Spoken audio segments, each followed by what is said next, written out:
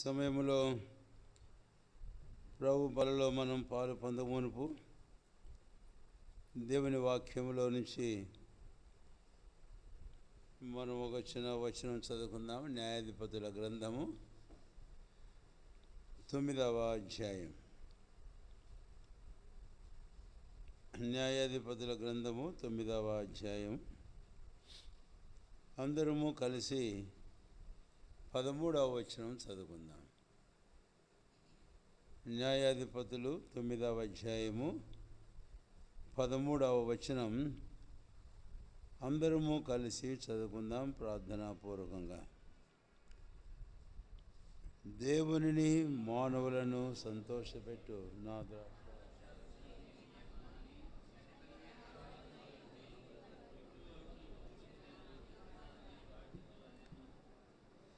ప్రార్థన చేసుకుందాం. ప్రేమ కలిగిన మా తండ్రి, ఇంతవరకు మిమ్మల్ని ఆరాధించి గణపరచులుగా అనుగ్రహించిన ప్రశస్తమైన సమయానికై మీకు ఎంతో స్తోత్రాలు. మీరు ఏమై ఉన్నారో, మా కొరగా ఏం చేశారో, ఏం చేయుచున్నారో, మేమేమి అనుభవించి రుచిస్తూ వచ్చామో, అటు భవిష్యత్తులో మీరు మాకు ఇచ్చిన శ్రేష్టమైన ఆ నిశ్చయతో కూడా నిరీక్షణ వీటన్నిటిని తలంచుకొని మిమ్మల్ని కొనియాడాము, ఆరాధించాము. మా ఆరాధన మీరు అంగీకరించండి. మా మధ్యలో మీరు ఉంచిన ఈ బలను బట్టి స్తోత్రాలు.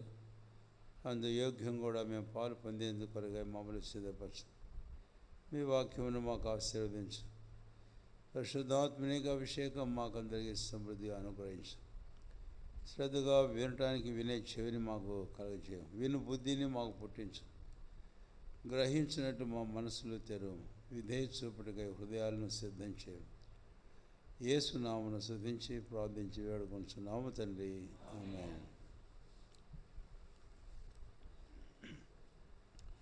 న్యాయాధిపతుల గ్రంథము 9వ అధ్యాయము.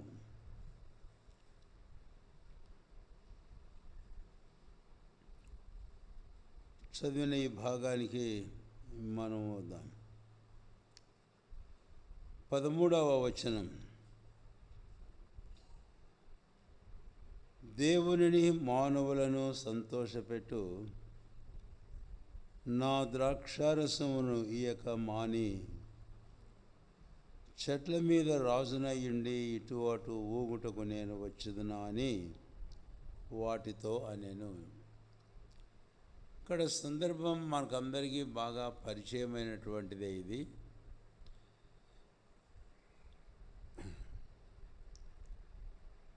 గిద్యోను చనిపోయిన తర్వాత తన కుటుంబానికి సంభవించిన హాని, అబీమెలెకు గిద్యోను యొక్క పనికత్తె కుమారుడు, గిద్యోను ఇంటి వారికి 70 మంది కుమారులకు తాను చేసిన కీడు. అయితే ఆ 70 మందిలో ఒక్కడు తప్పించుకున్నాడు. ఎవడు వాడు?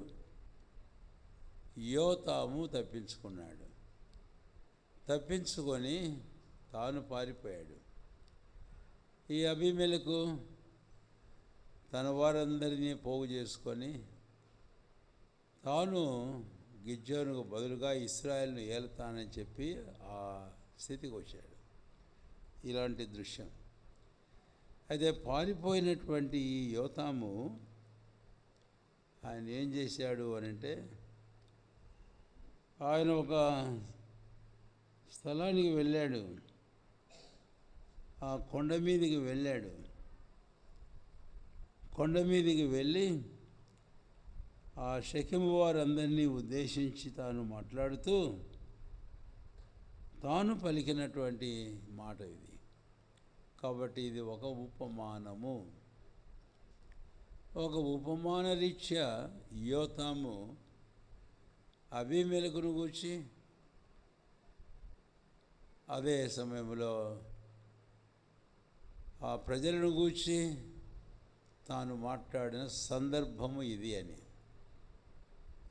ఈ సందర్భం అనేది మీకు జ్ఞాపం చేశాను, ఎందుకంటే మనం అర్థం చేసుకోవడానికి అని. సరే, ఈ సందర్భంలో ఒక ఉపమానం చెప్పాడు. ఏంటి ఆ ఉపమానం అని అంటే, ఇక్కడ చూస్తాము ఈ 9వ అధ్యాయము 8వ వచనం. చెట్లు తమ మీద రాజుగా ఒకరిని అభిషేకించుకొనవలని మనస్సు కలిగి బయలుదేరి అని. చెట్లు అనేది చెప్పాడు. అది ఒకవేళ ఆ ప్రజలందరికీ సాదృశ్యం ఇశ్రాయేలుకు. రెండవది, ఒకరిని తమ మీద రాజుగా అభిషేకించుటకు అవన్నీ బయలుదేరినాయంట. బయలుదేరి 3 చెట్ల దగ్గరికి వెళ్ళినాయి. మొదటి చెట్టు ఒలీవ చెట్టు. వచ్చి మమ్మల్ని ఏలవు అని అడిగితే ఒలీవ చెట్టు అన్నది నేను రాను. ఎందుకు? ఏం చెప్పింది ఒలీవ చెట్టు? దేవుని మానవులను దేని వలన మనుషులు సన్మానించుదురో ఆ నా తైలము నీయక మాని నేను వచ్చి మీ మీద రాజుగా ఉండి అటు ఇటు ఊగుటకు నేను వచ్చాను. రెండవ చెట్టు దగ్గరికి వెళ్ళిన ఈ చెట్లన్నీ. ఆ చెట్టు ఏ చెట్టు? అంజూరపు చెట్టు. నీవు వచ్చి మమ్మల్ని ఏలుము అని అడిగితే అంజూరపు చెట్టు అన్నది నా మాధుర్యమును నా మంచి ఫలమును నేను ఇచ్చుట మాని మీ మీద రాజుగా ఉండి అటు ఇటు ఊగుటకు నేను వచ్చేదనా అని. సరే, తర్వాత 3వ చెట్టు దగ్గరికి వెళ్ళి ఆ 3వ చెట్టే ఇప్పుడు ద్రాక్షారసం, ద్రాక్షల చెట్టు. ద్రాక్ష చెట్టు దగ్గరికి వెళ్ళి ద్రాక్ష చెట్టును అడిగితే ద్రాక్ష చెట్టు అన్నది ఏమని? నేను దేవుణ్ణి మనుషులను సంతోషపెట్టు నా ద్రాక్షారసమునిచ్చడం మాని చెట్ల మీద రాజుగా ఉండి అటు ఇటు ఊగుటకు నేను వచ్చేదనా అని అన్నాయి. సరే, ఆఖరికి చెట్లన్నీ ఎక్కడికి వెళ్ళాయంట? ముళ్ళ చెట్టు దగ్గరికి వెళ్ళినాయి. నీవు వచ్చి మమ్మల్ని ఏలుమని ముళ్ళ చెట్టు దగ్గరికి వెళ్ళి అడిగితే ఓకే, నేను వస్తాను, వెళ్తాను మిమ్మల్ని. అయితే ఒకటి గుర్తుపెట్టుకోండి జాగ్రత్తగా అని చాలా గొప్ప కఠినమైన వార్నింగే ఇచ్చింది ముళ్ళ చెట్టు. అయినా సరే నీవు మమ్మల్ని ఏలుమని అనుకున్నాను. సరే అని చెప్పేసి అప్పుడు ముళ్ళ చెట్టు ఒప్పుకున్నది వాడేది. కాబట్టి ఈ ఉపమానాన్ని మనం చూస్తే ఆ ముళ్ళ చెట్టు ఎవరో కాదు, అబీమెలెకు. యోతాము యెరుబ్బయలు అంటే గిద్యోను కుమారుడు, 70 మందిలో తప్పించుకున్న ఒకడు. తాను ఈ ముళ్ళ చెట్టును ఎవరికి? అబీమెలెకును పోలుస్తున్నాడు. సరే, ఇది సందర్భం. ఇప్పుడు మనం ముఖ్యంగా ఒక ప్రాముఖ్యమైన తలంపు మీద మనం ధ్యానం పెట్టాలి అని ఆశపడుతున్నాను. ఏమిటి అది అని అంటే ద్రాక్ష చెట్టును గురించి. రండి, నేను చదివే మాట గమనించండి. ద్రాక్షావల్లి దేవునిని మానవులను సంతోషపెట్టు నా ద్రాక్షారసమును ఇయ్యక మాని. అది మరి ముఖ్యంగా దేవునిని మానవులను సంతోషపెట్టు నా ద్రాక్షారసం. ఇప్పుడు ఇక్కడ 3 చెట్లు చూచాం కదా. బైబిల్లో ఈ 3 చెట్లు ఎవరి సాదృశ్యమో తెలుసా? ఇశ్రాయేలీయులకు సాదృశ్యం. అంతేకాదు, ఆ తర్వాత అన్య జనాంగాల్లోంచి రక్షించబడిన వారికి సాదృశ్యం. ముందుగా ఒలీవ చెట్టును కూర్చి నేను మాట్లాడితే రోమీలకు రాసి, మీరేం తీయొద్దు ఇప్పుడు, ఊరికి రాసుకోండి లేకపోతే అంతే. 11వ అధ్యాయంలో ఒలీవ చెట్టు, స్వాభావికమైన ఒలీవ చెట్టు, అడవి ఒలీవ చెట్టు కొమ్మలు చూస్తాను. స్వాభావికమైన ఒలీవ చెట్టు ఎవరట? ఆ స్వాభావికమైన ఒలీవ చెట్టు యూదులను చూపిస్తుంది. అయితే అడవి ఒలీవ చెట్టును ఆ కొమ్మల గురించి మాట్లాడుతూ పౌలు అపోస్తలుడు ఏమంటాడంటే, ఆ ఇశ్రాయేల్ అనేవారు ప్రభువైన క్రీస్తులో నుంచి వారి అవిశ్వాసాన్ని బట్టి, అవిధేయతను బట్టి నరికివేయబడితే ఆస్థానంలో అడవి ఒలివ కొమ్మలు అయిన మీరు రాచి నా అంటు కట్టబడ్డారు, కాబట్టి అతిశయించకు అని అన్నాడు. కాబట్టి ఇక్కడ అన్యుల జనాంగాల రక్షణ గురించి మనం చూస్తాం. వారు ఈ ఒలివ చెట్టులో అంటు కట్టబడ్డారని చూస్తాం. కాబట్టి ఆ ఒలివ చెట్టు ఇప్పుడు ఎవరిని చూపిస్తుంది చెప్పండి? ఎవరిని చూపిస్తుంది? ఇక్కడ కూర్చున్న రక్షణ పొందిన ప్రతి ఒక్కరిని చూపిస్తుంది. రెండవ చెట్టు ఏ చెట్టు? అది అంజూరపు చెట్టు అని. అంజూరపు చెట్టును గురించి లూకా సువార్తలో మనం చూస్తే 13వ అధ్యాయంలో ఒకడు తన తోటలో ఒక అంజూరపు చెట్టును తీసుకొచ్చి నాటాడట. అది ఫలాలు ఫలించాలని చూస్తే అది ఏం చేయడం లేదట, ఫలాలు సరే, అక్కడ కూడా మనం గమనించినట్లయితే తోట ఎవరు అసలు, వనం ఎవరు అసలు అనేది మనం చూస్తే యెషయా గ్రంథం 5వ అధ్యాయము 7, 8 వచనాలలో యూదా వంశం ఇశ్రాయేలు ప్రజలు ఆయన వనం, ఆయనకి ఇష్టమైన తోట అని రాయబడింది. అయితే ఇప్పుడు అన్ని జనాంగాల్లోంచి మనము కూడా తేబడి మనము కూడా వారితో ఐక్యపరచబడి ఏకం చేయబడి వారి స్థానంలో మనము నాటబడ్డాం. ఇది రెండవ. దీన్ని బట్టి మనం చూస్తే అంజూరపు చెట్టు కూడా ఎవరిని చూపిస్తుంది? మనలో ఒక్కొక్కరిని చూపిస్తుంది. తర్వాత మూడవది ద్రాక్షావళి. ద్రాక్షావళిని గురించి కూడా అదే. యేసుప్రభు అన్నారు, నేను నిజమైన ద్రాక్షావళిని, మీరు తీగలు. ఆ రోజు శిష్యులతో మాట్లాడాడు ఆ మాట. అయితే తర్వాత కాలంలో ద్రాక్షావళిని గురించి మాట్లాడేటప్పుడు అంతకుముందు కూడా మాట్లాడాడు, తర్వాత కాలంలో కూడా మాట్లాడాడు. నేను ఐగుప్తు దేశంలో నుంచి ఒక నిక్కమైన ద్రాక్షావళి వంటి వాడిని దాన్ని నేను తీసుకుని వచ్చా. ఆ సందర్భం యేస్కేలు గ్రంథం 19వ అధ్యాయంలోను, తర్వాత కీర్తన గ్రంథం 8వ అధ్యాయంలోను మనం తేటగా చూస్తాం. అక్కడ కూడా అన్ని యూదా ఇశ్రాయేల్ జనాంగంతో కూడా యూదా జనాంగాన్ని గురించి మనం చూస్తాం. కాబట్టి 3 చెట్లు కేవలం ఇశ్రాయేల్ యూదా జనాంగాన్ని గురించి మాత్రమే కాదు. చెప్పండి, ఇప్పుడు ఎవరిని గురించి? సంఘాన్ని గురించి, రక్షించబడిన దేవుని, అన్ని జనాంగాల్లోంచి రక్షించబడిన వారు. ఇప్పుడు పౌలపస్తులు ఎఫెసీయులు రాసిన పత్రిక 3వ అధ్యాయం 6వ వచనం ఒక మాట అంటారు. చదువుతారు ఎవరిని ఒకరు బిగ్గరగా? బైబిల్ చూడండి, మీరు బైబిల్ తిప్పుతూ ఉండండి. బైబిల్లో తెచ్చుకున్నది తిప్పడానికి, చూడడానికి, చదవడానికి మీ కళ్ళు పెట్టి చూడండి. దాని మీద 3:6 ఎఫెసీ చదవండి. ఈ మర్మం ఏదనగా అన్ని జనులు సువార్త వలన క్రీస్తు యేసునందు యూదులతో పాటు సమాన వారసులను, ఒక్క శరీరం మందలి సాటి అవయములను వాగ్దానములో పాలువారులనై ఉన్నారు.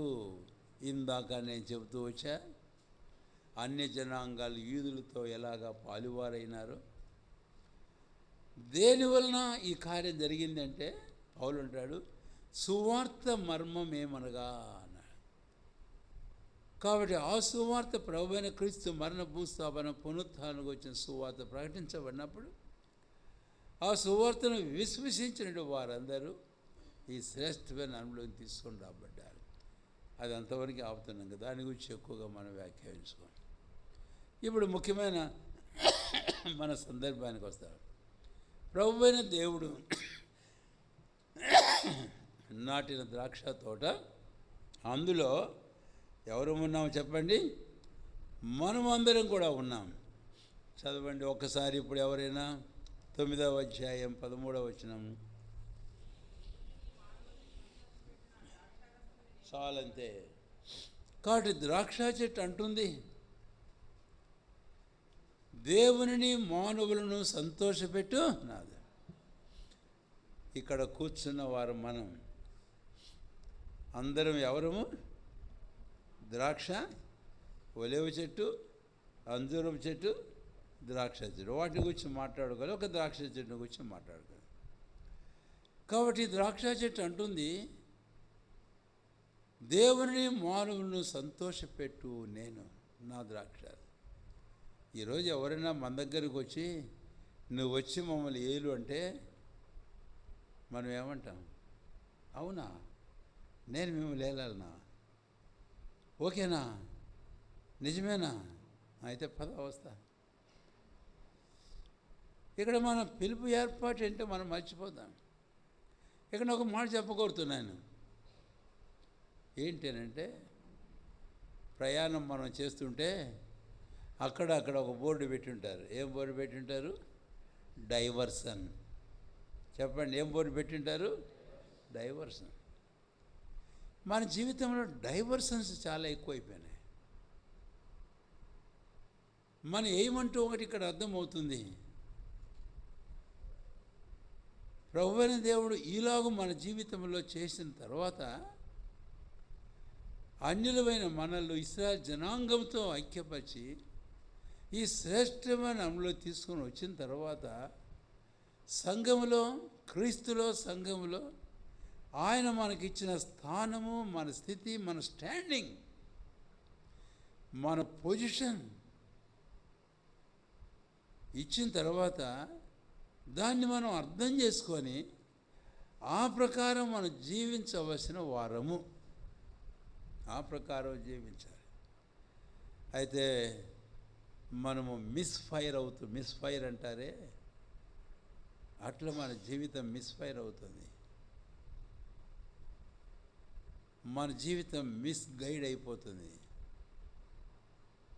మనము డైవర్షన్స్లోకి పోతూ ఉన్నాం. ఇది చాలా ప్రమాదకరమైన విషయం. ఈరోజు ప్రతి విశ్వాసి ఈ మాట చెప్పగలిగిన అనుభవం తనకుండాలా? నేనా దేవునిని, మానవులను సంతోషపెట్టు ద్రాక్ష చెట్టు నేను. వాస్తవంగా గుండె మీద చేపెట్టుకొని ఏదో నా జీవితం అలాగుందా? నా అనుభవం అదేనా? నా తీరు, నా నడవడి కుటుంబంలో, సంఘంలో అలాగుందా అనేది మనం చెప్పుకోవాలి. సరే, ద్రాక్షారసాన్ని గురించి నేను ముందు సంతోషమైన దాని గురించి 3 మాటలు చెప్పాలి. ఒక వ్యక్తి ఇలాంటి అనుభవంలోకి రావాలి అని అంటే, దేవుణ్ణి, మనుషులు సంతోషపెట్టాలి అని అంటే, ఫస్ట్ ఆఫ్ ఆల్ మొట్టమొదటిగా తాను ఈ ఆనందాన్ని తన జీవితంలో ఏం చేయాలి? పొందాలి. తనకుంటే కదా తాను ఇవ్వగలడు. తాను ద్రాక్షావళి అయితేనే కదా ద్రాక్షారసం ఇవ్వగలడు. ఆ ద్రాక్షారసం తానులో కలిగి తాను పొందగలిగితే కదా. ఇందాక వాక్యంలో చెప్పబడుతూ వచ్చాం, మీరు కూడా ఆరాధన చేస్తూ వచ్చారు. 4వ కీర్తన 7వ వచనంలో కీర్తనాకారుడు దావీదు అన్నాడు, వారి ధాన్య ద్రాక్షారసములు విస్తరించిన నాటే సంతోషం. మొట్టమొదటి మాట ఇలా చెబుతున్నా. ఈ మొదటి తలంపులో, మొదటి భాగంలో 3 తలంపులు చెప్పబోతాను. అందులో ఒకటి, ఇది ఒక వ్యక్తి యొక్క వ్యక్తిగత అనుభవమై ఉండాలి. ఇక్కడ ఉండే ఒక్కొక్కరిని ప్రభునామని అడుగుతున్నాను, ఈ ద్రాక్షారసం నీవు కలిగి ఉన్నావా? ఈ ఆనందం నీ జీవితంలో నీవు కలిగి ఉన్నావా? Do you have this Joy, this wine which signifies the very Joy of God? దేవుని ఆనందాన్ని సూచించేటటువంటి ఈ ద్రాక్షారసం నీవు కలిగి ఉన్నావా?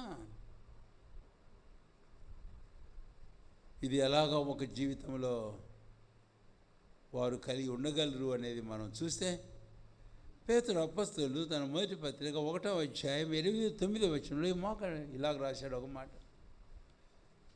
రెఫరెన్స్ చెప్పినప్పుడు బైబిల్ చూడండి దయచేసి, నాదిట్టు చూడొద్దు, ఇంకెక్కడో చూస్తూ ఉండకండి. 1వ పేతురు 1వ అధ్యాయం 8-9 వచనంలో, మీరు ఆయన చూడకపోయినను ఆయన ప్రేమించుతున్నారు, మీరు ఇప్పుడు ఆయన చూడకపోయిన కనులారా ఆయన యందు విశ్వాసముంచుచు మీ విశ్వాసమునకు ఫలమునగు ఆత్మరక్షణను పొందుచు శబన సఖ్యమును మహిమాయుక్తమునైన సంతోషం గలవా. సంతోషం అని తెలుగులో ఉంది. వాస్తవంగా అక్కడ సంతోషంగా ఉండాల్సింది ఆనందం ఉండాలి. ఆనందము కలవారై, సంతోషము వేరే, ఆనందము వేరే, మళ్ళీ 2 ఒకటిగా చేయొద్దు. అది మనకు ఇంగ్లీష్ బైబిల్లో తేటగా అర్థమవుతుంది. హ్యాపీనెస్ అంటే సంతోషం. హ్యాపీనెస్ అంటే అది ఎక్కడి నుంచి వచ్చింది తెలుసు ఆ పదం? అది హ్యాపెనింగ్స్ అనే ఆ అర్థమిచ్చే పదములో నుంచి వచ్చింది. ఈరోజు మన జీవితంలో మనకు ఉద్యోగం వస్తుంది అనుకో, సంథింగ్ హ్యాపెన్, వీ ఫీల్ హ్యాపీనే, అది హ్యాపీనెస్ అంటే. అయితే ఇది అలాంటిది కాదు. ఈ జాయ్, ఆనందం అనేది it is not depending on the happenings, but it is from very God himself. The source is God. ఆ దేవుని ఎదురు నుంచి ఈ ఆనందం వస్తుంది. ఎలాగొస్తుంది? ఒక వ్యక్తి క్రీస్తు యేసునందు విశ్వాసం ఉంచి రక్షణ పొందడం ద్వారా వస్తుంది. ఇది దేని మీదైనా ఆధారపడలేదు, కానీ ప్రభువైన క్రీస్తునందు విశ్వాసం వచ్చి నీ పాపాలు క్షమించబడి నువ్వు నీతిగా తీర్చబడితే ఈ ఆనందం నీ జీవితంలో కలుగుతుంది. భగత్ సింగ్ గారి జీవితం సాక్ష్య పుస్తకం, ఆయన మొట్టమొదటిసారి రక్షించబడినప్పుడు ఆయన సాక్ష్యం చెప్పినప్పుడు ఒక పుస్తకం తయారైంది. ఆ పుస్తకం మీద హెడ్డింగ్ ఏంటి తెలుసా? Joy unspeakable. అంతేకాదు, చెప్పన సఖ్యమును మహిమాయుక్తమునైన ఆనందం నీకుందా? ఒక్కొక్కరిని అడుగుతున్నావు. మందిరానికి వస్తూ పోతున్నావు, కూర్చుంటావు, కాసేపు నిద్రపోతావు, కాసేపు మేలుకుంటావు, కాసేపు కూరుకుతావు, అటు ఇటు, కాసేపు లేచిపోతావు. సరే, మంచిదే, అవన్నీ అవసరమే. అర్థమైందా? కానీ ఎందుకు వస్తున్నావు, ఎందుకు పోతున్నావు, ఎందుకు టైం గడుపుతున్నావు, కారణం ఏంటి? ప్రశ్నించుకుని దయచేసి ప్రభు నామన సవినయంగా ఒక్కొక్కరికి ఇక్కడ ఉండేవారికి మనం చేస్తున్నాను. బ్రదర్స్ అండ్ సిస్టర్స్, నేను సూటిగా మాట్లాడగలుగుతున్నాను ప్రతి ఒక్క హృదయంతో. నీకు ఉందా ఈ చెప్పన అసఖ్యమును మహిమాయుక్తమైన ఆనందం? అది కావాలి అంటే నీవు రక్షణ పొంది ఉండాలి. నీవు రక్షణ పొందాలంటే రక్షకుడైన ప్రభువైన యేసుక్రీస్తు యొక్క మరణ, భూస్థాపన, పునరుత్థానం నువ్వు విశ్వాసం ఉంచి ఉండాలి. సరే, ఇంకా అక్కడి నుంచి దాటిపోతున్నాను. రెండవది, ఈ ఆనందం నీకున్న తర్వాత చూడండి దయచేసి 9వ అధ్యాయము న్యాయాధిపతుల గ్రంథం 9వ అధ్యాయము రెండవదిగా మనం చూస్తే ఇక్కడ దేవునిని సంతోషపెట్టు ద్రాక్షారసం నీ స్వంత జీవితంలో ఆనందాన్ని చూపిస్తుంది. రెండవది, ద్రాక్షారసం దేవునిని సంతోషపెట్టే విషయాన్ని గురించి మాట్లాడుతుంది. ఇక్కడ రక్షణ పొందిన మన ప్రభువైన దేవుణ్ణి మనం సంతోషపెట్టే వారంగా ఉన్నామా? ఇది వేసుకోవాల్సిన ప్రశ్న. మంచిదే, నువ్వు ఆనందిస్తున్నావు, నువ్వు రక్షణ పొందావు, కాదనిలే, no doubt about your salvation. నీ రక్షణ గురించి సంశయం ఏమీ లేదు. అయితే ఇక్కడ రెండవ ప్రశ్న, రక్షణ పొందిన ఒక్కొక్కరిని జ్ఞాపం చేస్తున్నాను. ప్రభువును నీవు సంతోషపెట్టుచూ ఉన్నావా? ఎన్నో వచనాలు నేను చూపలేను, కానీ పౌలు అపోస్తలుడు కొలస్సీ 1వ అధ్యాయంలో రాస్తూ 10, 11, 12 వచనాల్లో ప్రభువును సంతోషపెట్టినట్లు మీరు ఏం చేయను అన్నాడు? నడుచుకొనుడి అన్నాడు. కాబట్టి ఇక్కడ రెండవ తలం గుర్తుపెట్టుకో. ఈ మొదటి భాగంలో ప్రతి విశ్వాసి తన జీవిత తీర్మానం ఏమై ఉండాలా? నేను ప్రభువుని ఏం చేయాలి అంటే, ప్రభు మన యందు సంతోషించాలి అని కోరుతున్నాడా? అవును, కోరుతున్నాడు. జెఫన్యా గ్రంథం 3వ అధ్యాయం దయచేసి 17వ వచనం. జెఫన్యా గ్రంథం 3వ అధ్యాయం 17వ వచనం చదవండి. నీ మధ్య ఉన్నాడు, ఆయన శక్తిమంతుడు, ఆయన మిమ్మల్ని రక్షించును. చివరి భాగం గమనించను, ఆయన బహు ఆనందముతో నీ యందు సంతోషించును. విన్నారన్నమాట? బహు ఆనందముతో. కాబట్టి God want to rejoice over our lifes.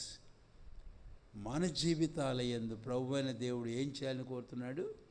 ఆనందించాలని కోరుతున్నాడు. తండ్రి ఆ సాక్ష్యం ఇవ్వాలి నిన్ను గూర్చి, నన్ను గూర్చి. ఏ సాక్ష్యం? మత్తయి సువార్త 3వ అధ్యాయం 17వ వచనంలో మత్తయి 3:17 ఈయన నా ప్రియ కుమారుడు. ఒకవేళ మీరు టకామని తీసుకోలేకపోతే నోటుబుక్ పెన్ను తెచ్చుకోండి, టకామని రెఫరెన్స్ దాని మీద పెట్టేసుకోండి, ఇంటికి పోయిన తర్వాత అని మీరు చూడండి.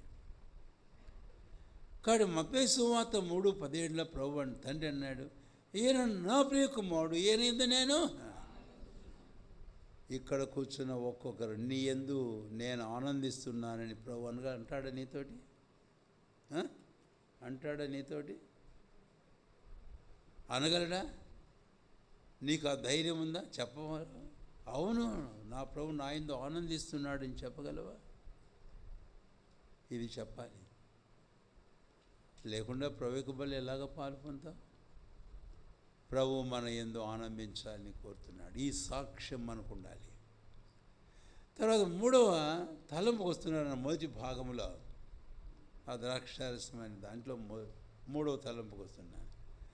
దేవుని న్యాయపదం 9:13 దేవునిని మానవులను సంతోషపెట్టు, దేవునిని మానవులను సంతోషపెట్టు నా ద్రాక్షారసం. కాబట్టి నేను దేవుణ్ణి సంతోషపెట్టడమే కాదు, నేనేం చేస్తున్నాను?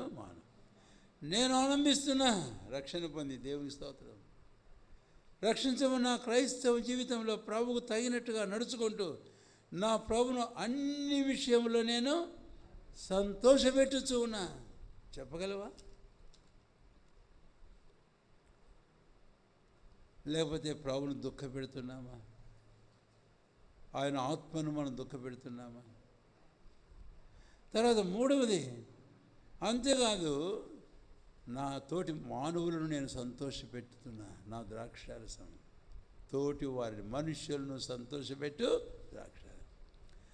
మనుషులను సంతోషపెట్టడం అనేటప్పటికీ మీకేమన్నా ఒక వచనం తెలుసా? ఒక వచనం అడుగుతున్నాను. ఆ వచనం మనుషులను సంతోషపెట్టచ్చా? మనం అమ్మో సంతోషపెట్టనే కూడదు. దానికి సంబంధించి ఒక వచనం ఎక్కడ ఉందా? ఎవరు అన్నారు? గలతీ 1:10. సరే, గలతీ అన్నా చెప్పారు, సంతోషం. అక్కడ ఏముంది? గలతీ 1:10లో నేను మనుషులను సంతోషపెట్టువాడైతే క్రీస్తు దాసుడును కాకే. ఈ మాట పట్టుకొని ఎప్పుడు ఏం చేస్తామంటే ఎవరిని ఏడిపిద్దామా అని చూస్తుంటాం. అర్థమవుతుందా? అమ్మ మనసును సంతోషపెట్టాడు, భర్త భార్యను సంతోషపెట్టాడు, భార్య భర్తను సంతోషపెట్టాడు, తల్లిదండ్రులు పిల్లలు తల్లిదండ్రులు సంతోషపెట్టారు, సంఘంలో ఒకరినొకరు సంతోషపెట్టుకోరు, ఎప్పుడు పొడుచుకోవడం, ఎప్పుడు గాయపరుచుకోవడం, ఎప్పుడు ఏం చేయడము? సంతోషపెట్టనే కూడదు. సంతోషపెట్టకపోతే ఏం చేస్తావును? మరి ద్రాక్ష చెట్టు చెప్పినే, ఆ ద్రాక్ష చెట్టు నువ్వు నేను చెప్పుకుంటమే. సరే, అసలు ద్రాక్షావళికి వెళ్ళి ఒక మాట చూద్దామా? యోహాను సువార్త 15:1 నేను నిజమైన ద్రాక్షావళిని, 5వ వచనం నేను ద్రాక్షావళి. ఆ ద్రాక్షావళి ఏమన్నాడు? రోమాపత్రిక 15వ అధ్యాయం, రోమిలు రాసిన పత్రిక 15వ అధ్యాయం 1-3 వచనాలు మీరు గుర్తుపెట్టుకొని, కానీ అది ఇప్పుడు నేనే చదువుతాను. ఆ ఒక చిన్న భాగం మాత్రమే. 3వ వచనం 15వ అధ్యాయం 3వ వచనం, క్రీస్తు కూడా తన్ను తాను సంతోషపరచుకొన లేదు. క్రీస్తు కూడా తను తాను సంతోషపరచుకొన లేదు. మరి ఎవరిని సంతోషపెట్టాడు? ఆయన మనల్ని సంతోషపెట్టాడు. 2వ వచనం తన పొరుగు వానికి క్షేమావధి కలిగినట్టు మనలో ప్రతివాడు మేలైన దాని అతనిని పెట్టాలా లేదా? ఎవరిని? పొరుగువాడిని. మనుషులు పెట్టద్దన్నాడా? తన పొరుగువాడిని సంతోషపెట్టి. నీవు నీ పొరుగువాడిని సంతోషపెట్టేది నీకు తెలియకపోతే నువ్వు ప్రభునేమి సంతోషపెడతావు? బైబిల్ ఆషామాషగా తీసుకోకు. నీకుండే సొంత ఆలోచనతో నువ్వు తీసుకోకు. నువ్వేం చేస్తున్నావో చూడు. నీవు ఒక మనిషిని దుఃఖపెడుతున్నావంటే నీవు ప్రభు వాక్య ప్రకారం జీవించడం లేదు. క్రీస్తు తను తాను సంతోషపరచుకోలేదు, ఆయన మనల్ని సంతోషపెట్టాడు. ఆ ప్రభు మనకు మాట్లాడుతూ అంటాడు, మీరును మీ పొరుగు వాడిని ఏం చేయండి, సంతోషపెట్టండి. అంటే క్రీస్తునే మనకు మాదిరిగా పెట్టాడు. 1వ వచనంలో ప్రారంభంలో మనలను బలవంతులమైన మనల్ని మనమే సంతోషపరచుకొనక అని చాలు. ఎట్లా సంతోషపెట్టాలనేది కూడా ఇక్కడ ఉంది, కానీ అన్నీ ఇక్కడే టైం ఎంత అయిపోతే ముందుకు పోలేము. ఎట్లా సంతోషపెట్టాలంటే ఇతరుల బలహీనత నువ్వు కూడా భరించు, అట్లా సంతోషపెట్టు. రెండవది ఎట్లా సంతోషపెట్టాలంటే మేలైన వాటిని చేయి వారికి. నా పొరుగు వానికి ఏం చేయాలి, నేను మేలు చేయి, అప్పుడు వారు సంతోషిస్తారు. మూడవది అది ఇంకా కష్టమే. యేసుప్రభు వారట తను సంతోషపెట్టుకోలేదని చెప్పి తను నిందించు వారి నిందలు ఆయన మీద, ఇతరుల నిందలు భరించు. అయితే చాలాసార్లు మనం ఏం చేస్తాం, ఎవడి మీద ఏమి నిందేద్దామా అని చూస్తూ ఉంటాం. సంసారాల్లో ఇదే, అందుకే సంసారాలు ఎట్లా అవుతున్నాయి, సహవాసాలు ఎట్లా అవుతున్నాయి, సంఘాలు ఎట్లా అవుతున్నాయి. ఎప్పుడు ఎవరి మీద నిందేస్తావు? నిందేస్తే కనుక ఇతరులు నువ్వు ఎలాగ సంతోషపెట్టగలవు? చూడు క్రీస్తు, నీవు నమ్మిన క్రీస్తుని చూడు. ఇక్కడ రోమా 15వ అధ్యాయం మొదటి 3 వచనాల్లో ఆయన పోలి నడుచుకోవాలన్నా లేదా? ఏం బ్రతుకుతాం క్రైస్తవునిగా, క్రైస్తవురాలిగా? ఏం వాక్యం చెప్పడం లేదా? తెలియలా? బైబిల్ చేతులు లేదా? పరిశుద్ధాత్ముడు హృదయం లేడా? మనస్సాక్షి లేదా? చచ్చిందా? ఎందుకు అలాగా? ద్రాక్ష చెట్టు, నేను దేవునిని, నేను ఆనందిస్తున్నా, నా నిండా ద్రాక్షారసం, నేను దేవుణ్ణి ఆనందింపజేస్తున్నా, ఇది నా జీవితం. మూడవది నేను నా పొరుగువాన్ని ఆనంద పెడతా, సంతోష పెడతా, ఇది నా జీవిత అనుభవం.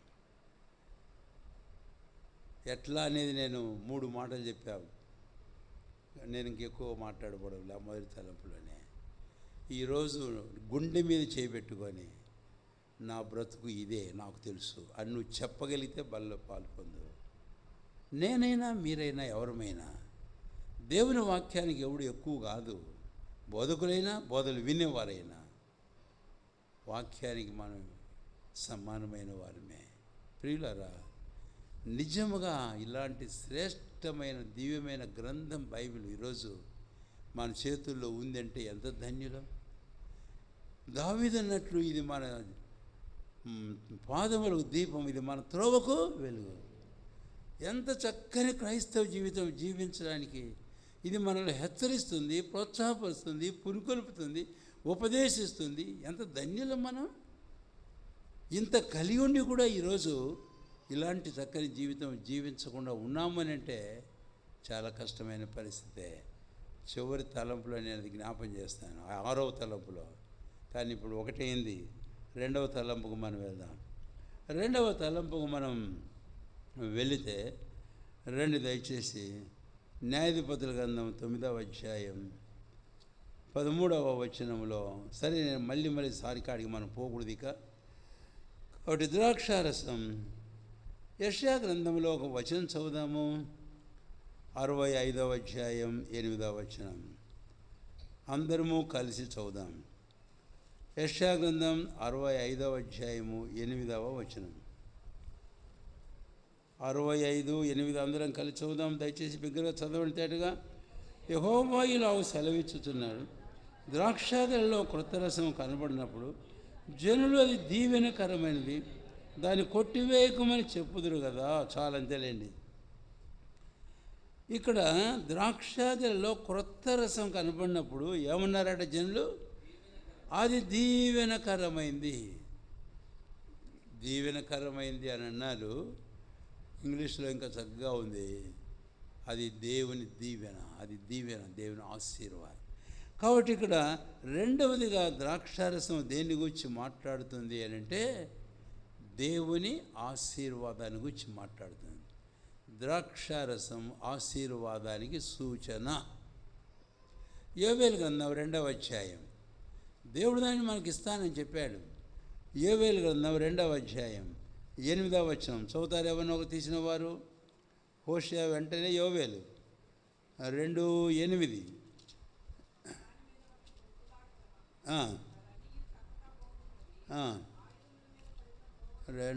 ఉండమ్మా, ఏం పొరపాటు పడ్డానా?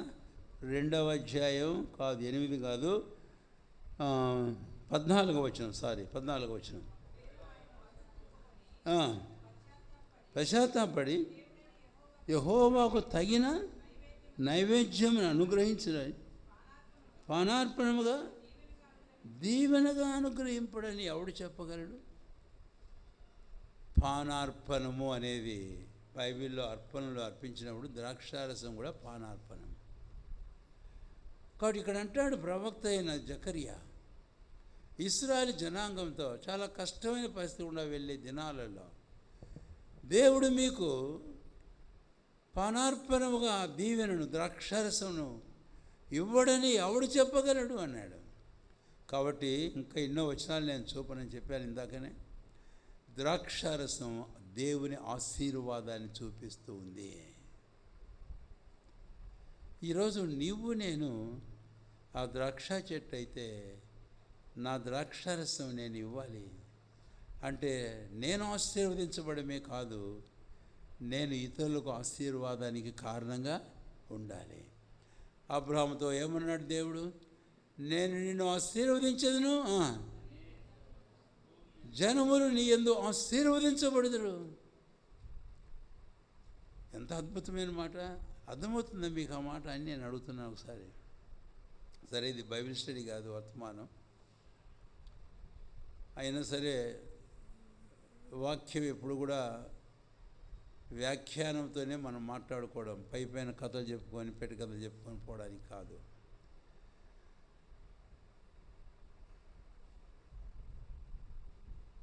అబ్రహాము దేవుడు ఆశీర్వదించాడు. భూలోక వంశములన్నీ నీ యందు.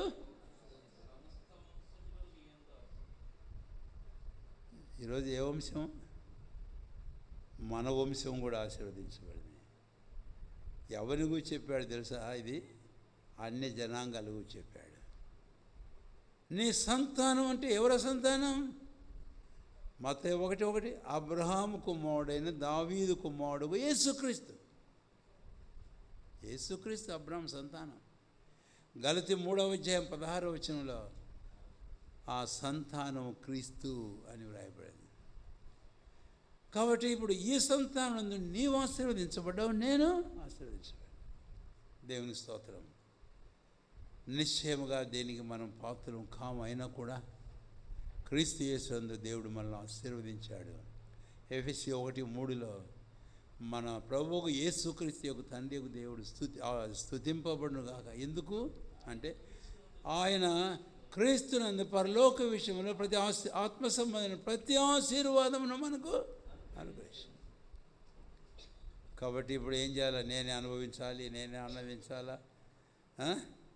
పోకూడదు బయటికి, నా నుంచి ఒక్కడు ఆశీర్వదించబడకూడదు, అంతేనా? కాదే. ద్రాక్ష చెట్టు ఏముంటుంది? నా ద్రాక్షారసం నేను ఇస్తా, మనుషులకు నేను ఇస్తా, నా ఆశీర్వాదం నేను పంచి పెడతా. ఇప్పుడు ఒక వ్యక్తిని నేను మీకు జ్ఞాపం చేస్తాను.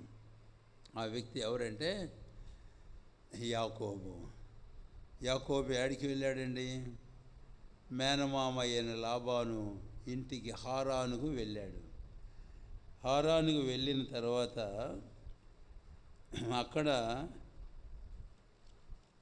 లాబానుకు ఏం చేస్తున్నాడట? జీతానికి కుదిరాడు. జీతానికి కుదిరిన తర్వాత అప్పుడు లాబాను టైం వచ్చింది. యాకోబు ఏం చేశాడంటే, నేను ఇక్కడ నుంచి వెళ్ళిపోవాలి, దేవుడు చెప్పాడు నువ్వు వెళ్ళిపో అని. ఆ టయానికే దేవుడు యాకోబును కూడా బహుగానే ఆశీర్వదించినట్లుగా మనము చూస్తాం. అయిన తర్వాత ఆ సందర్భంలో లాబాను యాకోబుల మధ్య సంభాషణ గురించి మనం చూస్తే, యాకోబు లాబానుతో ఏమన్నాడు తెలుసా? నేను రాకముందు నీకున్నది కొంచెమే. 30వ అధ్యాయము ఆదికాండం 31వ అధ్యాయం 30వ వచనం. నేను రాకమునుపు నీకుండినది కొంచెమే, అయితే అది బహువాభివృద్ధి పొందెను. నేను పాదం పెట్టిన చోటల్లా యెహోవా నిన్ను, ఈ మాట నాతో పాటు చెప్పండి అందరూ దయచేసి, నేను పాదము పెట్టిన చోటల్లా యెహోవా నిన్ను ఆశీర్వదించెను. మనం చెబుతాం అన్నమాట. షెకెములో పాదాలు పెడతానే ఉన్నాం. నేను షెకెములో పాదాలు పెడుతున్నా, నా పాదాలు ఇక్కడ పెట్టడం ద్వారా షెకెమును దేవుడు ఏం చేస్తున్నాడు? షెకెములో ఉన్న ఒక్కొక్కరిని దేవుడు ఏం చేస్తున్నాడు? కాబట్టి your presence must bring blessings to individuals, to every family in the church and to the church whole.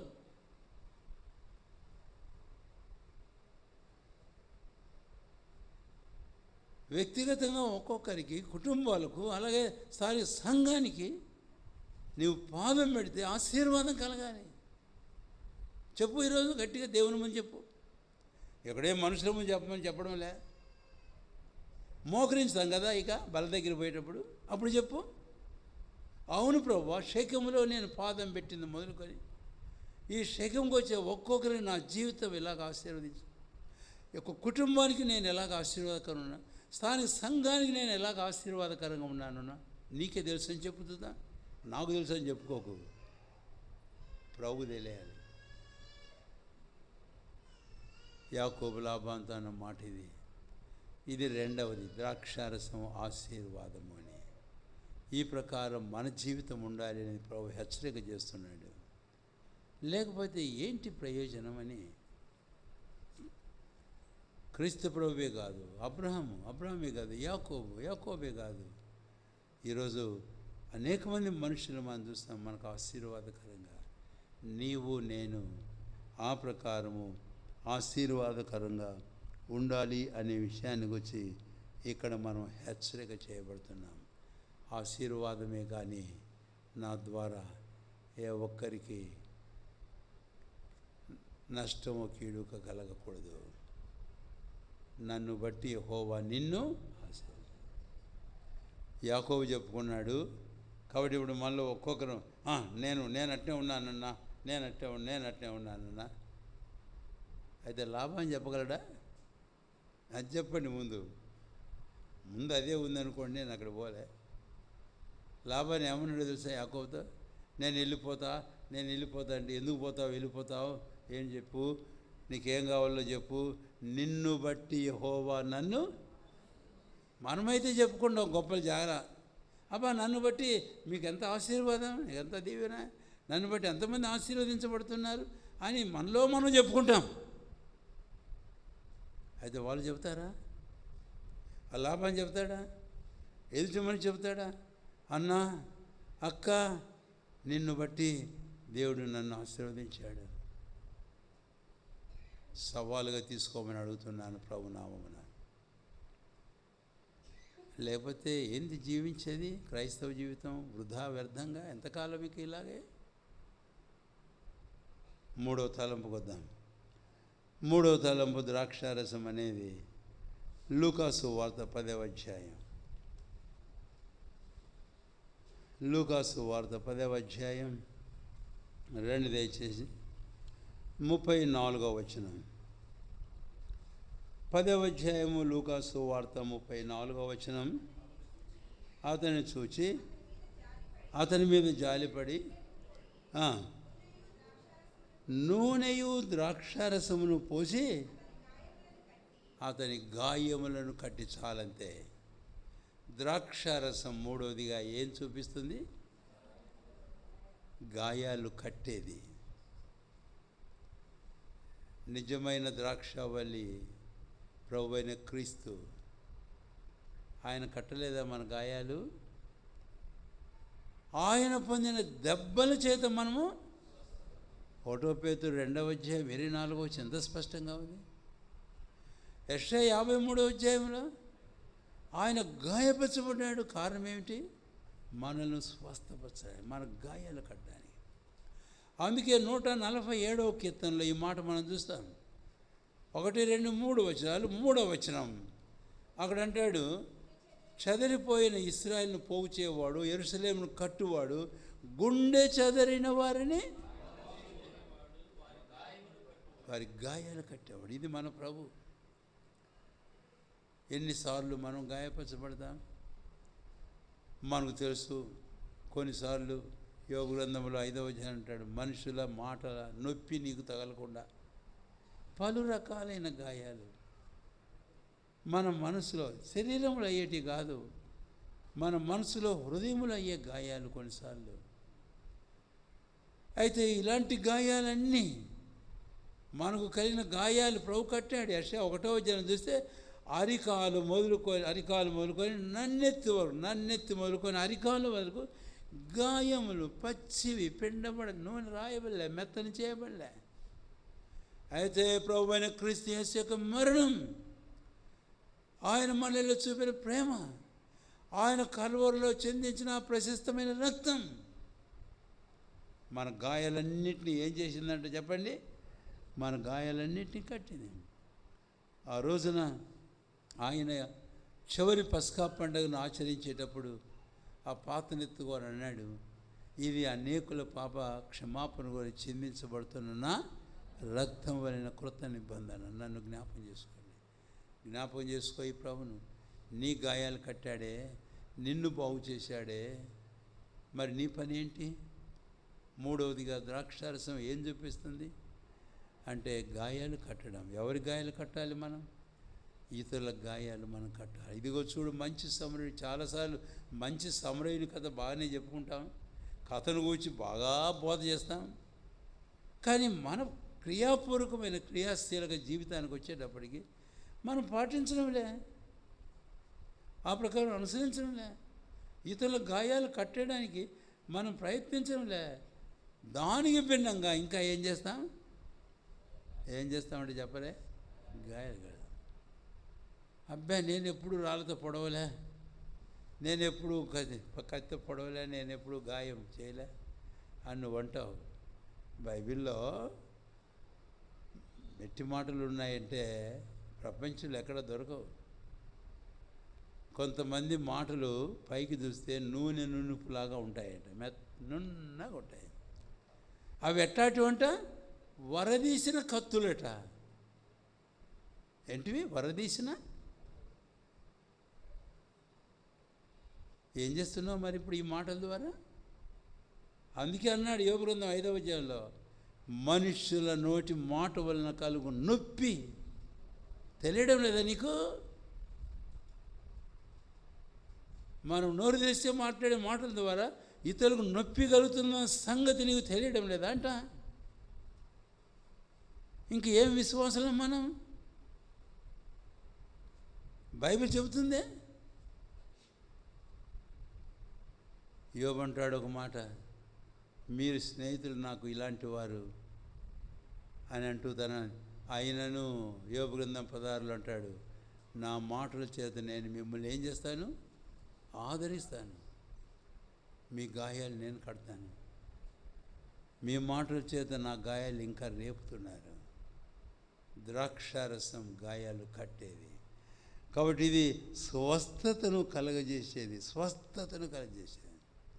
Healing అనేది బైబిల్లో చాలా ప్రాముఖ్యమైన అంశం.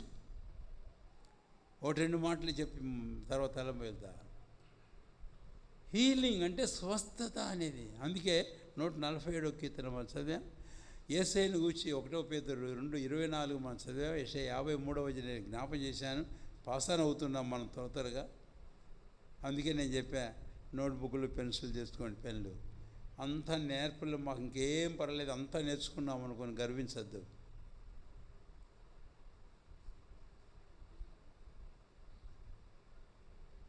అక్కడ ఈ మాటలన్నీ మనం చూచాక, ప్రభుని గూర్చి మనం చూచాక, యోబనే మన వంటి ఒక మనిషిని గూర్చి మనం చూచాక, మన జీవితం వ్యక్తుల్లో స్వస్థత.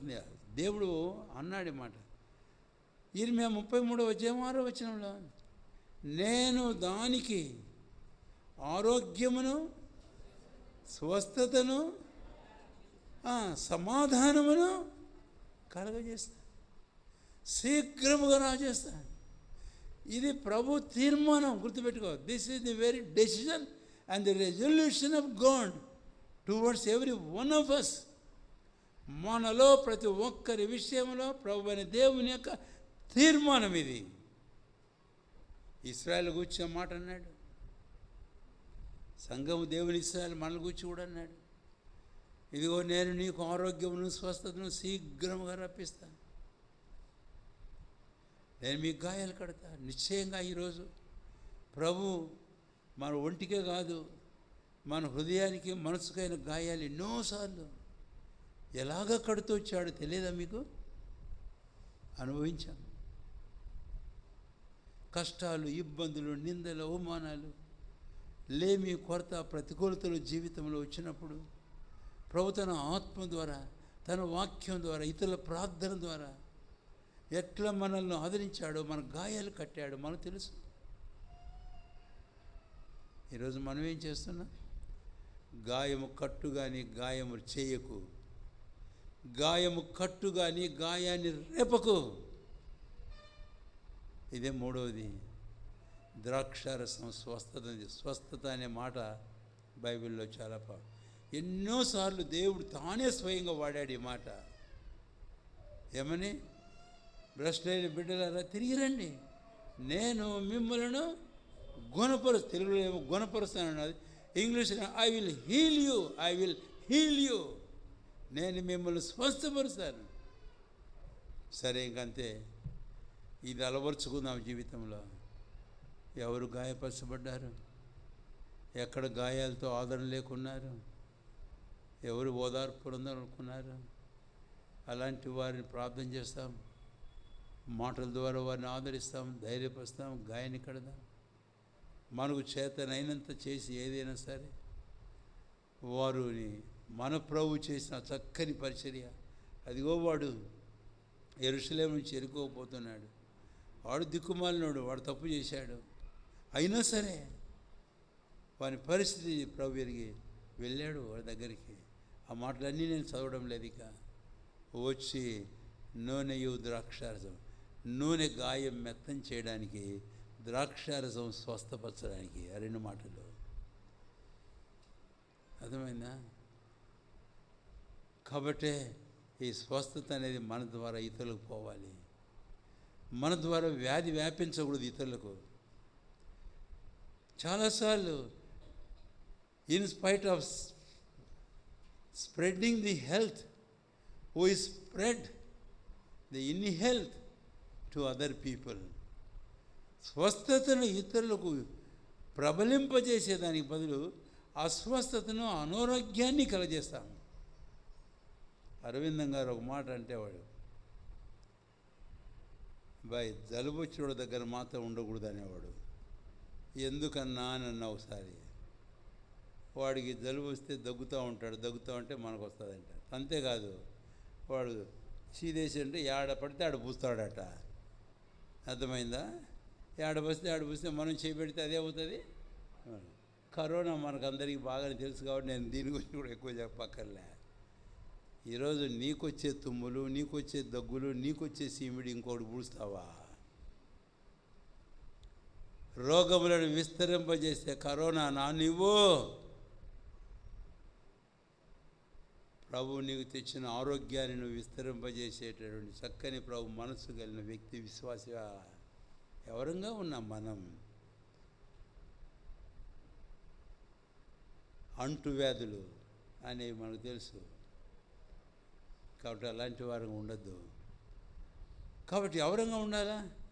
Let us be like people who prevent the sickness. రోగాలు, వ్యాధులు, బాధలు వాటి పడకుండా మనం ఒక ప్రివెన్షన్ మెడిసిన్ లాగా ఉందాం. ఎవరీ క్రిస్టియన్ లాగా ఉండాలి, ప్రతి విశ్వాసి. పాట అయితే పాడతాం ఏమని, ఎరికో నీళ్ళ వలె. అయితే యేసుక్రీస్తు ఉప్పు నాలో కుమ్మరించు. లోకం ఇలాగా ఉంది, లోకానికి నేను ఏం కలజేయాలట, స్వస్థతను కలజేయాలి. కాబట్టి ప్రభువా, యేసు ప్రభువా, నీ ఉప్పు నాలో కుమ్మరించు, లోకానికి నన్ను ఉప్పుగా చెయ్యి. ఎవరినిగా చెయ్యి? లోకానికి. పాట పాడుతూ ఉంటే తెలియని వారికి అర్థం కాదు. లోకానికి నన్ను ఉప్పుగా చేయి అంటే ఏంది ఉప్పుగా? ఎవరైనా ఓ ఉప్పకరా అంటే ఏం నాకు పేరు లేదనుకున్నావు, ఏంది ఇప్పించేది నువ్వా? అభిషేక్ గారు ఒక ఆయన ఉండేవాడు, ఇస్కోల్లో జరిగింది, ఇప్పుడు కాదు, కొన్ని 60 సంవత్సరాల క్రితం సంగతి చెబుతున్నా. ఎస్పీ భార్య వచ్చిందంట మందిరానికి, ఆరాధన చేసి చచ్చిన కుక్కనయ్యా అది అని చెప్పేసి అంతా అయిన తర్వాత వెళ్ళిపోతూ ఉంటే, అరే దాన్ని ఆ చచ్చిన కుక్కని పిలవరా అన్నారట. ఎవరు? ఎస్పీ భార్య. పోయి అక్క చచ్చిన కుక్క అంట కదా, నువ్వు రమ్మంటున్నాడు అన్న. ఒప్పుకుంటామా? పాటలు మాత్రం పాడతాం, మాటలు మాత్రం కోటలు దాటితే బతుకు మాత్రం పెద్దలు సామెత చెబుతారే, ఏంది, ఆశలేమో భార్యుడు, ఆస్తేమో మొరుడు. అట్లుంటాయి మన కథ. జాగ్రత్త. చేయించి మంచివు. ప్రభా, లోకానికి నన్ను ఉప్పుగా చేయి. ఉప్పు ఏం చేస్తుందో మనకు తెలుసు. ఏం చేస్తుంది ఉప్పు? రుచి సంగతి ముందు వదిలేసయ్యా. పాడు కాకుండా చేస్తుంది. ప్రివెన్షన్. ప్రతి విశ్వాసి అలా ఉండాలి. ఒక కుటుంబంలో, సంఘంలో అలా ఉండాలా, ఒక ప్రాంతంలో అలా ఉండాలి, ఒక స్థానిక సంఘం ఒక ప్రాంతంలో అలా ఉండాలి. చెడుగును నిరోధించేటువంటి ఒక సాధనంగా ఉండాలి. దేవా, నా బ్రతుకు అలాగ చేయనైనా, చెడుగును వ్యాపింపజేసేవాడినిగా దానిగా కాదు, చెడుగును అరికట్టే వ్యక్తిగా ప్రార్థన నన్ను చేయి అని ప్రార్థించుకొని ఆ ప్రకారం ప్రభు కొరకై మనం జీవిద్దాం. ఎన్నోది ఇది? మూడోది. నాలుగో దానికి వెళ్దాం. నాలుగో దానికి వెళితే 128వ కీర్తనల గ్రంథం 3వ వచనం. 128వ కీర్తన 3. ఉండును. కాబట్టి నీ లోగిట నీ భార్య ఎవరుగా ఉంటుందంట? ఫలించు ద్రాక్షావళి వలె ఉండును అని. ఫలించడం. దీనికి ఇంకో మాట కూడా చెబితే ప్రాస్పారిటీ అంటే అభివృద్ధి, వర్ధిల్ల చేయడం అనేది. ఆ సందర్భంలో రాహేలును గూర్చి, లేయాను గూర్చి చెప్పారు వారు. బోయజు పెళ్లి చేసుకుంటున్నప్పుడు రూతును, ఇశ్రాయేలు వంశమును వర్ధిల్ల చేసిన రాహేలు వంటి దానిగా, లేయా వంటి దానిగా ఈ స్త్రీని దేవుడు చేయాలి. నిన్ను నన్ను ఏం చేయాలి దేవుడు? వంశమును వర్ధిల్ల చేసేటువంటి వ్యక్తులుగా చేయాలి. అది ద్రాక్ష చెట్టు, ఫలించు ద్రాక్షావళి. యేసయ్య అన్నాడు, నా యందు మీరు మీద నేను నిలిచిన మీరు ఫలిస్తారు. మీరు బహుగా ఫలించిన యెడల దేవునికి నా తండ్రి మహిమ పరచబడును అన్నాడు. చదవండి యోహాను సువార్త 15వ అధ్యాయం 8వ వచనం.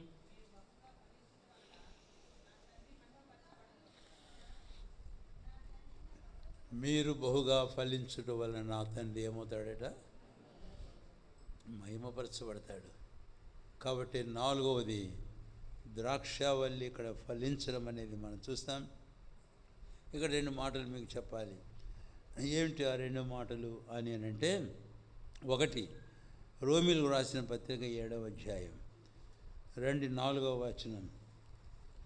కావున నా సహోదరులారా, మనము దేవుని కొరకు ఫలమును ఫలించినట్లు మృతులలో నుండి లేపబడిన క్రీస్తు అని వేరొకను చేరుటకై మీరును ఆయన శరీరం ద్వారా ధర్మశాస్త్రం విషయమై ఏమైనారు? ఇక్కడ ఒక చిన్న మాట, మనము దేవుని కొరకు ఫలమును ఎవరి కొరకు ఫలించాలి? ఫలాలను మనం చెప్పండి. దేవుని కొరకు మనం ఫలాలను ఫలించాలి. అది మనం చేద్దాం. ఈరోజు ప్రతి ఒక్క విశ్వాసి ఫలించే ఫలభరితమైన జీవితం కలిగి ఉండడం అనేది చాలా ప్రాముఖ్యమైన విషయం. ఆ స్త్రీ అన్నది షూలమీతి ఒక మాట ఏమని 7వ అధ్యాయము పరమగీతంలో చివరి వచనంలో చదవండి. నా ప్రియుడా రమ్ము, మా ద్వారబంధాల మీద నీ కొరగా వేలాడుతున్న నానా విధములకు ఫలములు పచ్చివియు పండువియు మా ద్వారబంధముల మీద ఏమవుతున్నాయి? వేలాడుతూ ఉన్నాయి. ఈరోజు చెప్పగలమా ఈ మాట? మన ప్రభువైన అయిన యేసుక్రీస్తు వారితో చెప్పగలమా? నా జీవితం అనే నా హృదయ ద్వారబంధం మీద నా జీవితంలో నా ప్రియుడా నీ కొరకై ఇగో ఫలాలు, నానా రకములైన ఫలాలు ఇవిగో అని అంటూ 2 పదాలు చెప్పింది అక్కడ ఆమె. ఏంటి వేట? పచ్చివియు అంటే అదేంటది? పచ్చివి పండు అంటే ఏంటండి?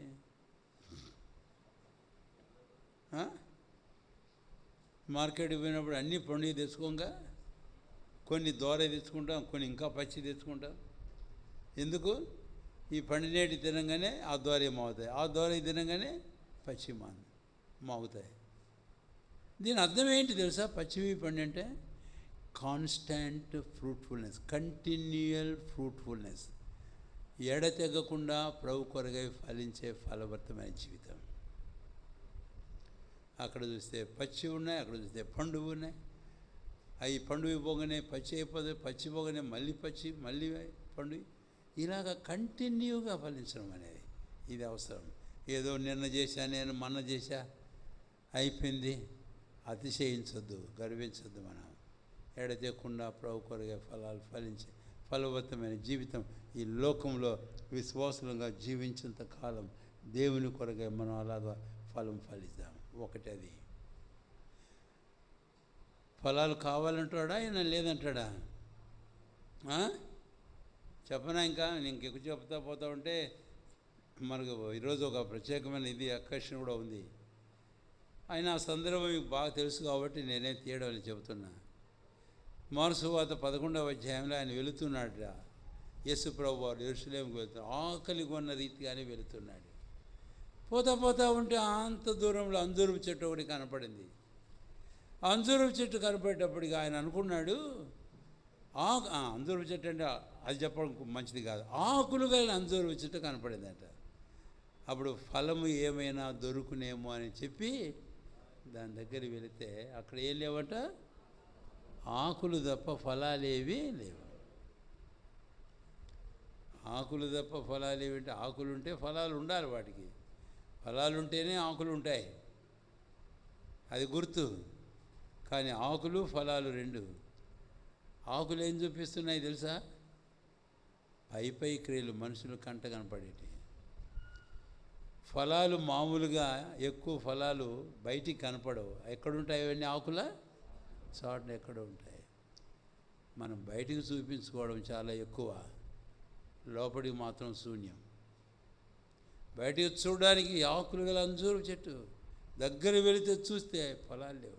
ఎట్లుంది మన జీవితం? ఇదిగో ప్రభు ఆకలిగా ఉన్నాడు, ఆయన ఫలాలు కావాలని దొరుకుతాయని వెళ్తున్నాడు, నీ దగ్గరకు వస్తున్నాడు. చెప్పగలవా? ఇదిగో నా ప్రియుడే ఫలాలు, నేను నీ కొరకే ఫలించాను. ఆ ఫలాలు గురించి నేను ఇంకేం చెప్పడం లేదు, కానీ ఇప్పుడు నేను దాటిపోతూ, ఒకటి దేవుని కొరకే ఫలం, రెండవది మనుష్యుల కొరకు కూడా మనం ఫలాలు ఫలించాలి. రోమీయులకు రాసిన పత్రిక 1వ అధ్యాయం 12వ వచనం 13వ వచనం. రోమా పత్రిక 1వ అధ్యాయం. ఆత్మ సంబంధమైన కృపావరం ఏదైనా మీకు ఇచ్చటకు మిమ్మల్ని చూడవలని మిగులా. 13వ వచనం. ఇతరులైన అన్ని జనుల్లో ఫలము పొందినట్లు మీలో కూడా ఫలం ఏదైనా పొందవాలని, మీలో కూడా ఫలం ఏదైనా పొందవాలి. ఇక్కడ కింద ఫలాల గురించి మాట్లాడుతూ పౌలు, నేను పొందాలి అనుకుంటున్నాను ఆ ఫలాలు. అది ఒకవేళ ఆత్మలు కావచ్చు, క్రొత్తగా అనేకుల ఆత్మల సంపాదన, ఇంకా ఇతరమైనవి కావచ్చు. అయితే పౌలు జీవితం ఎలాగుందంటే ఫలాలు ఇచ్చే జీవితంగా కూడా మనం అదే 12వ వచనంలో ఆత్మ సంబంధమైన కృపావరం ఏదైనా మీకు ఫలం ఫలించు. అయితే ఈ ఫలాలను ఇతరులు కూడా ఏం చేయి, ఇవ్వు. ఆత్మ సంబంధమైన కృప ఫలాలు మనలోనే ఉంచుకోకూడదు, ఇతరులు కూడా మన ఫలాలు పంచిపెట్టాలి. అటు మన ఫలాల ద్వారా ఇతరులు ఆత్మీయంగా తృప్తి పొందాలి. మనకున్న ఈవులు, మనకున్న వరాలు, మనకున్న తలాంతులు, నేను ఎట్టుండాలంటే నా జీవితం, నాలో దేవుడు నాకు ఇచ్చినవి నేను ఇతరులతో పంచుకోవాలి. ఈ ఆత్మ సంబంధమైన వరాలు, ఫలాలు ఎవరిలో పెట్టాలి, నేను వాళ్ళకు వీళ్ళకు ఇవ్వాలి, వాళ్ళు పెట్టాలి. నేనే కాదు, భవిష్యత్తులో నా వంటి వారు ఇంకా అనేకులు లేవాలి. కనుకనే దేవుని కొరకు ఫలం ఒకటి, మనుషుల కొరకును ఫలాలు ఫలించు. ఇదే 4వది. ద్రాక్షావల్లి, ద్రాక్షల రసం ఫలవర్తమైన జీవితాన్ని చూపిస్తుంది. 5వ తలంపు వెళుతున్నాను. ఇక 5వదిగా మనం చూస్తే జకరియా గ్రంథం 12వ అధ్యాయం. జకరియా గ్రంథం 12వ అధ్యాయం 12వ అధ్యాయము 8వ వచనం అందరము కలిసి చదువుకుందాం.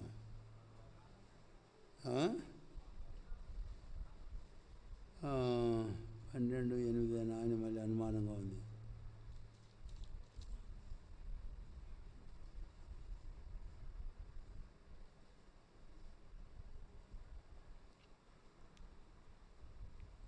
పన్నెండవ అధ్యాయము జకరియా గ్రంథం 8వ వచనం ఉందండి. 8వ వచనంలో ఆ కాలమున యెహోవా యెరూషలేము నివాసులకు ఆ కాలమున వారిలో శక్తిని దేవుని వంటి వారుగాను జన దృష్టికి దూతల వంటి వారుగాను ఉందరు కాదు. సమాధానం అనే మాట ఒకటి వస్తుంది.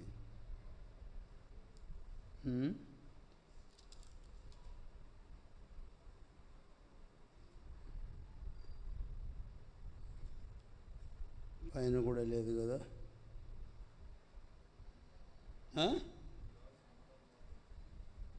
ఎక్కడ ఏమ్మా?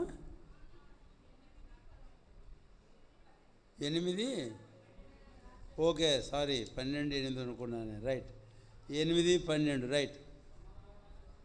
సమాధాన సూచకమైన ద్రాక్ష చెట్లు ఫలమిచ్చును. చాలంతే. కాబట్టి 5వదిగా ద్రాక్ష చెట్టు, ద్రాక్షల రసం దేనికి సూచన?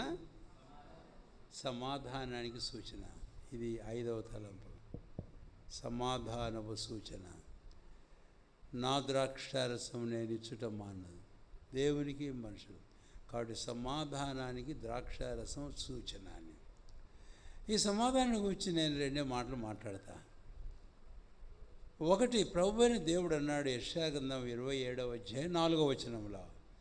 చదవండి ఎవరినో ఒకరు, త్రిపండి మీరు. యెషయా 27:4. నా యందు క్రోధము లేదు, గచ్చపొదలను బలురక్క చెట్టును ఒకవేళ ఉండేలా యుద్ధము చేయవాని వలె నేను వాటిలోనికి ఒడిగా జొరబడి కాల్చివేదు. కాబట్టి ఏం చేయాలి మరి? ఈలాగున జరగకుండానట్లు నన్ను ఆశ్రయించవలను. అది సంగతి. మారు అంటాడన్నమాట. జనులు నాతో సమాధానపడాలి, జనులు నాతో సమాధానం. అందుకే నేను ఒక మాట చెప్తున్నాను, వ్యక్తిగతంగా మన క్రైస్తవ జీవితంలో ఒక విశ్వాసిగా దేవునితో నీ సమాధానం ఎలాగుందో ఒక్కసారి ఆలోచన చేసుకో. Are you in peace with God?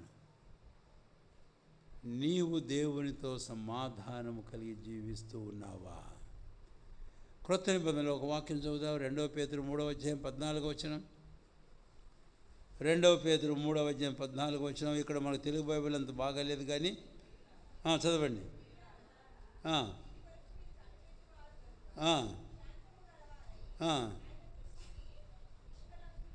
కాబట్టి మీరు క్రొత్త ఆకాశం, క్రొత్త భూమి, వాటి కొరకై మీరు కనిపెట్టువారు. కాబట్టి మీరు ఏం చేయమన్నాడట?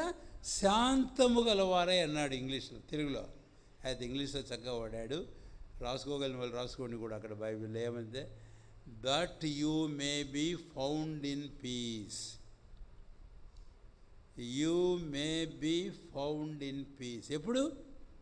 మీకు ఒక నిరీక్షణ ఉంది, అది ప్రభు వస్తాడు. నూతన ఆకాశం, నూతన భూమి. ఆయన వచ్చినప్పుడు మనం ఆయన చూస్తాం, ఆయన పోలిగా వారుగా మార్చబడిపోతాం. కాబట్టి మీకు నిరీక్షణ ఉంది, కాబట్టి సిద్ధపడండి. ఎలాగా? మీరు ఆయన వచ్చినప్పుడు ఆయనతో మీరు సమాధానమందు అగపడండి. ఆయనతో సమాధానం లేకుండా ఆయన ఎదుట మనం నిలబడలేము. ఎవరితోనైనా నీకు సమాధానం లేకపోతే వచ్చి ముఖాముఖిగా వాళ్ళ ఎదుట నిలబడతామా? ముఖం తప్పించుకొని పోతాం. ఇదే స్థితి ఉంటుంది, గుర్తుపెట్టుకో. అందుకే ప్రభుతో సమాధానం మనకు చాలా ప్రాముఖ్యం. ప్రభుకు మనకు మధ్య సమాధానాన్ని డిస్టర్బ్ చేసే ఏ కార్యమైనా వదిలిపెట్టేద్దాం. క్షమాపణ కోరుకొని ప్రభుకు అప్పగించుకున్నాం. అది ఏంటో అనేది గచ్చపదులు, ముండ్ల తుప్పలు నాకు కనబడితే అవన్నీ ఏంటో కాదు. They are the symptoms of sin of Adam and Eve. ఆదాము హవ్వల జీవితంలో వారు చేసిన పాపం యొక్క సూచనలు ఇవి ఉన్నాయి. ఎక్కడన్నా ఇక్కడ కూర్చున్న మనలో ఏ పాపమైనా, ఏ అపవిత్రత అయినా, ఏ మాలిన్యమైనా నోట లేకపోతే ఇంకే విధం చేతనైనా ఉంటే ఎట్ల బల్లో పాలు పొందా జాగ్రత్తగా చూసుకున్నాం. రెండవది హెబ్రీ పత్రిక 12వ అధ్యాయం. దేవునితోనే కాదు, ఇక్కడ చూడండి 12వ అధ్యాయము 14వ వచనం. అందరితో సమాధానమును పరిశుద్ధతయు కలిగి ఉండుటకు ప్రయత్నించుడి. అందరితో సమాధానమును అందరితో సమాధానం కలిగి ఉండు. అందుకే సాధ్యమైనంత వరకు అందరితో మరో సందర్భంలో చూస్తాం. కొన్నిసార్లు మనం సమాధానం కోరుతాం, కానీ ఎదుటోడు దేనికి ఇష్టపడు? సమాధానానికి ఇష్టపడు. అది దావీదు అనుభవం 120వ కీర్తనలో ఏమంటాడో తెలుసా? నేను కోరునది సమాధానమే, అయినా నేను ఆ మాట నా నోట రాగానే వాళ్ళు యుద్ధానికి సిద్ధమవుతున్నారట. యుద్ధానికి కొంతమంది అట్నే ఉంటారు. ఎదుటోడు అరే మనం కోరుతున్న సమాధానం ఏంటి, నువ్వు నా మీదకి యుద్ధానికి వస్తావేంది? ఇంకా అలాంటి వాళ్ళతో ఏం చేయలేం. అయితే మన సమాధానం కాపాడుకుంటాం అంతే. ఏ విషయాలు జాగ్రత్తగా ఉందాం. అందుకనే ఎఫ్ఎస్సి 4వ వచనం, ఈ మధ్య స్కూల్లో బైబిల్ స్టడీలో పోయిన వారం, ఈ వారమే అక్కడికి వచ్చాం. ఆత్మ కలిగించే ఐక్యమును, సమాధాన బంధమును కాపాడుకుంటే ఏం కలిగి ఉండండి అంటండి? శ్రద్ధ కలిగి ఉండండి అన్నాడు. ఏం కలిగి ఉండండి? కాబట్టి ఈ విషయం జాగ్రత్తగా చూసుకుందాం. ఇవన్నీ దేవుని తన వాక్యంలో రాశాడు. ఇది వాక్యం అర్థం వంటిది. నేను నా నిజస్థితి ఇందులో నేను చూసుకోగలుగుతున్నా. ఈరోజు నేను ఎలాగున్నాను? యోగ్యంగా లేకపోతే బల్లో పాలు పొందితే అయోగ్యంగా పాలు పొందడం, అయోగ్యంగా పాలు పొందే శిక్షావిధికి పాత్రనవుతాను. జాగ్రత్త. ద్రాక్షారసాన్ని గురించి 5 తలంపులు క్లుప్తంగా నేను చెప్పాను, వ్యాఖ్యానం చేయలేదు. అయితే ముగింపులో ద్రాక్షారసాన్ని గురించి ఒక మాట జ్ఞాపం చేసి మనం ప్రార్థన చేస్తాం. యెషయా గ్రంథం 63వ అధ్యాయం. యెషయా గ్రంథం 63వ అధ్యాయం. త్రిప్పండి దయచేసి. ఇక్కడ ద్రాక్షారసం ఏం చూపిస్తుందో గమనించండి. 63వ అధ్యాయము యెషయా గ్రంథం 3వ వచనం. ఒంటరిగా ద్రాక్షగానుగను త్రొక్కితిని, జనములలో ఎవడును నాతో కూడా ఉండలేదు. తర్వాత క్రిందకు వెళితే 4వ వచనం జవాబు ఉంది మనకు. పగ తీర్చుకొని దినము నా మనసునకు చాలంతే. ఏంటయ్యా నీ వస్త్రములు ద్రాక్షగాను త్రొక్కువాని వస్త్రములు ఉన్నాయి ఏంటి అంటే, అవును నేను తొక్కాను, ద్రాక్షరసం ఉన్నాయి, ఒంటరిగానే తొక్కానన్నాడు. ఏంటది? పగ తీర్చుకున్నాను. కాబట్టి ద్రాక్షారసం దేవుని వాక్యంలో తీర్పును చూపిస్తుంది. ఈ 5 అంతల చక్కని శ్రేష్టమైన అనుభవం మన జీవితంలో లేకపోతే ఒక్కసారి ఆ మాటలు గుర్తుపెట్టుకోండి. 63వ అధ్యాయము 1 నుంచి 4 వచనాలు మీరు చదవబడిన తర్వాత ప్రభు త్రొక్కుతాడు. ప్రభు త్రొక్కితే అంటే ఆయన తీర్పు చేస్తే అది జీవితాల్లో చాలా కఠినంగా ఉంటుంది. అది మనం భరించలేము. అందుకనే పౌలు అపోస్తలుడు 1 కొరింథీ 11వ అధ్యాయంలో మాట్లాడుతూ ప్రతి మనుష్యుడు తను తాను పరీక్షించుకొని అలాగూ చేసి ఆ రొట్టెని తిని ఆ పాత్రలో మనల్ని మనం పరీక్షించుకుంటే ప్రభు చేత మనము తీర్పు చేయబడకుందుము. మనల్ని మనం తీర్పు తీర్చుకోకపోతే ప్రభు మన తీర్పు తీరుస్తాడు. ఆయన తీర్చే తీర్పు ఎలాగుంటుందో ఎవరికి తెలియదు. అందుకనే ప్రభు పేరటి జాగ్రత్త పడమని సవినయంగా మనం చేస్తున్నాను, ముగిస్తున్నాను. మన జీవితాలు పరీక్షించుకొని నూతన తీర్మానం చేసుకొని యోగ్యంగా ప్రయోగ బల్లో పాల్పొందు. మొండి ధైర్యం వహించకు, దుస్సాహసం చేయకు. చాలాసార్లు మనకు ఉండేది ఏంటంటే మనుషులు భయపడతాం. వాళ్ళు ఏమనుకుంటారో వీళ్ళు ఏమనుకుంటారో, నేను చేయకపోతే అమ్మ ఇవి ఏం చేసిందో, ఈయన ఏం పాపం చేశాడు అనుకొని అవును నేను చేశాను పాపం, అంతే, నా తప్పు ఉంది, నాకు తెలుసు, నేను ఎత్తాను, నేను బల దగ్గర కూడా నేను పంచిపెట్టాను. ఆ పంచిపెట్టకపోతే అందరూ ఏమనుకుంటారు, ఈయన ఏం పాపం చేసి అనుకొని నాలో ఉంది అని తప్పిదా, నేను దానికి భయపడడం ఎందుకు? తన పొరపాటు కనుగొనగలిగిన వాడు ఎవడు? దేవునికి భయపడు, మానవులు కాదు. నీవేదో మనుషుల మెప్పు కొరకు ఏదో చేయాలని ప్రయత్నించకు. బల విరిచేవారు మేమైనా, బల పంచిపెట్టేవారైనా, బల పాలు పొందేవారైనా ఈ మాట గుర్తుపెట్టుకో. ప్రతి మనుషుడు తను తాను విమర్శించుకోవాలి, తీర్పు తెచ్చుకోవాలి, సరి చేసుకోవాలి. ఒకవేళ అలాగ చేయకపోతే ప్రభు తీర్పు తీరుస్తాడు. ఆయన తీర్చే తీర్పు ఎలాగుంటుందో తెలియదు. కాబట్టి ప్రభు నామను మనం చేస్తున్నాము.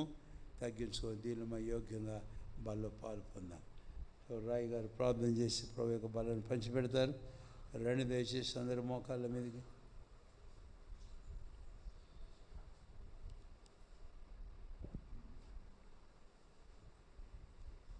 ఏదో యాంత్రికంగా అలవాటుగా బల్ల పంచిపెట్టడమో బల్లో పాలు పొందడమో అనేది మనం చేయడం మనకి ఇదేమాత్రం ఆశీర్వాదం కాదు, క్షేమం కాదని మళ్ళీ జ్ఞాపం చేస్తున్నాను. అలాగ చేసినట్లయితే ప్రభు మనల్ని విమర్శించడానికి, తీర్పు చేయడానికి మనం అవకాశం ఇచ్చిన వారం అవుతాం. జీవితంలో నష్టం ఎలా ఉంటుందో కూర్చో, నెమ్మదిగా దేవుడిపై తగ్గించుకో, పశ్చాత్తాపడు. ప్రభు మాట్లాడాడు, బైబిల్ నీ చేతిలో ఉంది, వాక్యం నువ్వు చూచావు, తెరిచి నువ్వు చదివావు. ఆత్మదేవుడు నాతో మనతో ఒక్కొక్కరితో మాట్లాడాడు. మన జీవితాలు సరి చేసుకుని యోగ్యంగా బల్లో పాలు పొందుదాం.